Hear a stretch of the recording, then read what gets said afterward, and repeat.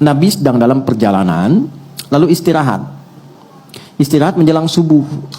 Ya, biasa rutin tahajud, biasa diperintahkan kepada Bilal bin Rabah radhiyallahu taala anhu, Bilal, kamu jaga. Kata Bilal, ya Rasulullah, saya ikut tidur aja, nanti saya bangun pas subuh azan. Kamu jaga, kamu lelah. Enggak ya Rasulullah, saya siap, katanya. Tidur akhirnya. Begitu bangun, terasa sinar matahari sudah kuat. Ya, Nabi bangun kan, celaka kamu Bilal, katanya. Bilangnya jaga, tapi ketiduran, ya kan? Terlambat semua. Tapi kesannya begini, ini yang menarik. Nabi itu nggak marah, cuma mengingatkan, tempatkan setiap hal itu sesuai dengan porsinya. Jangan memaksakan pada sesuatu yang mungkin kita tidak bisa menanggungnya. Kalau mau melakukan sesuatu, tautkan dulu pada Allah supaya Allah jaga kita. Kayak kita katakan insya Allah. Itu spirit surat Al-Kahf. Singkatnya apa? Nabi langsung katakan wudhu semua, wudhu. Dan Bilal seperti biasa, ya, adzan, iqamat, selesai semuanya. Yang paling menarik apa? Salat sunnah dulu, lalu dilakukan salat subuh pada saat itu berjamaah.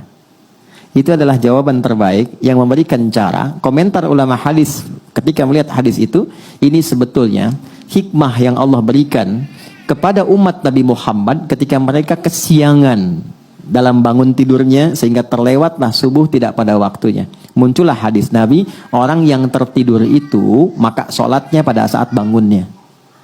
Jelas. Pertanyaan yang kedua tadi. Jadi kalau ada orang kemudian harusnya subuh itu 4.45 bangun, dia baru bangun 5.44. Udah lewat waktu kan? Maka dia bangun nih, dia sadar, maka lakukan sholat itu saat bangunnya. Itulah waktu untuk dia menunaikannya. Jadi 5.44 diambil wudhu, dia sholat. Tapi bukan maksud untuk menyengaja mengakhirkan sholatnya, karena memang terlelap, habis. Ini kasus masuk biasa. Saya di Tripoli, ada teman saya nggak bangun sehari semalam. Sehari semalam karena lelahnya. Didorong, digoyang, nggak bangun-bangun. Kita mau jatuhkan dari atas kan nggak mungkin. Ini di level di flat di atas. Jadi diam sampai bangun. Begitu bangun dia sholat, mengkodok semua sholatnya. Dia lakukan pada saat itu. Itu hadisnya ada. Jelas ya? Jadi bagian pertanyaan kedua dulu. Jadi kalau tertidur, bangun, sudah lewat waktu, maka dilakukan itu bukan besoknya. Saat bangunnya, di situ dia lakukan sholatnya. Sekalipun dia bangun di waktu zuhur misalnya. Maka dia sholat subuh dulu untuk mengganti yang sebelumnya, baru masuk ke zuhur. Jelas? Oke. Pertanyaan balik ke yang pertama. Bagaimana kemudian kalau ada rasa kesadaran mendalam? Setelah kemudian terikat dengan situasi dunia, ada getaran kepada jiwa untuk kembali memperbaiki, pertama syukuri dulu. Syukuri, karena itu mahal. Apa yang harus kita syukuri? Pembuktian keadilan Allah yang selalu memberi kesempatan pada setiap hamba dengan hidayah sampai nyawanya tiba di ujung kerongkongannya. Jadi nggak ada satupun hamba yang hidup yang nggak dapat hidayah, itu nggak ada. Yang ada itu yang sudah diberi dia nggak ngambil. Anda tahu Fir'aun kan? Itu seburuk apa dilukiskan di Quran. Tapi tetap dengan kejamnya itu tetap diberikan 2 nabi supaya sampai hidayah kepadanya. Cuman Fir'aunnya nggak ngambil. Nah, siapa yang mengundang Anda untuk hadir di sini? Anda bisa punya pilihan, Anda punya pekerjaan yang lain, aktivitas, bisa mungkin lakukan ini dan itu. Tapi siapa yang bisa menggerakkan hati Anda?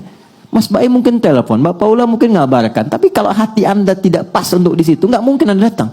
Kalau bukan Allah tanamkan itu, nggak mungkin kita ada di sini. Itu gambarannya. Anda pengen pulang, lewat jalan, kok bisa lewatnya itu di depan masjid. Saat orang-orang ke masjid, mudah bagi Anda mengambil jalan lain. Yang paling ekstrim Anda buka YouTube, kok yang keluar ceramah? Padahal saya pengen nonton A dan B, kok bisa itu yang keluar? Itu yang dimaksud Quran surah ke-29 di ayat yang terakhir, ayat 69. Walladzina jahadu fina lanahdiyannahum subulana. Orang-orang yang ketika mendapat percikan hidayah dalam dirinya dan dia ambil itu, Allah akan bimbing dia ke jalan berikutnya yang lebih cepat. Dan bukan sekedar dibimbing, ini saya penting terangkan ini dulu. Itu cinta Allah diturunkan.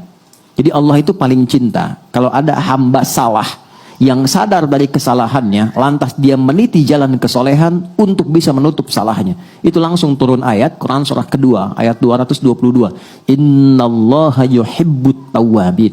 Allah sangat cinta jika ada hamba yang belajar dari salah untuk menjadi soleh. Disinilah muncul kalimat bijak dari ulama. Allah lebih mencintai orang salah, ya, pelaku maksiat yang gemar bertobat dibandingkan orang soleh yang tidak pernah merasa salah.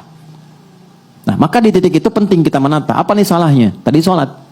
Oke, kita merasa sholat banyak tertinggal. Sekarang pengen kembali, pengen ditutup. Bagaimana caranya? Ulama ngasih solusi. Maka dikiaskan, dianalogikan dengan orang tidur tadi. Tapi udah panjang, walaupun bukan Ashabul Kahfi. Maka bagaimana caranya? Dekatkan pada waktu-waktunya.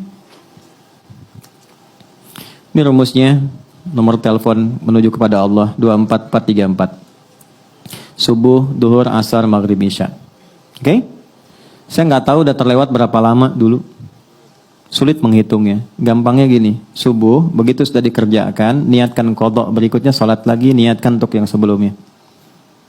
Jelas? Dekatkan dengan waktunya. Itu untuk pertanyaan yang pertama tadi. Sholat dulu sesuai dengan waktu 2 rakaat. Setelah itu, bangkit sholat lagi 2 rakaat untuk nutup yang sebelumnya. Dah. Zuhur 4 rakaat, sholat. Setelah itu, dekatkan untuk nutup yang sebelumnya. Jelas? Baik. Kapan ini dikerjakan? Sederhananya yang gampang.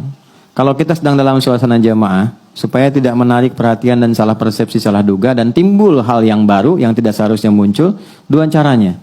1, ketika adzan berkumandang kan ada space sholat sunnah kan?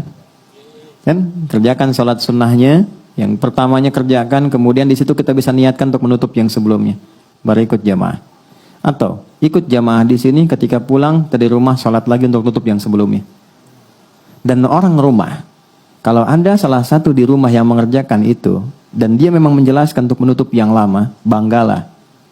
Jangan eksplorasi kekurangannya, tapi berbahagialah karena Allah sedang merubah jalan hidup di keluarga itu menjadi lebih baik. Ya, jadi ketika Allah sudah kirimkan dia untuk menutup yang lalu, Anda tidak ditugaskan untuk mengoreknya kembali.